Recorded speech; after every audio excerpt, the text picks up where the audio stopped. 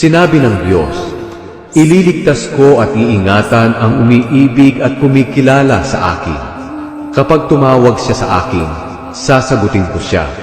Sa oras ng kaguluhan, sasamahan ko siya. Ililigtas ko siya at pararangalan.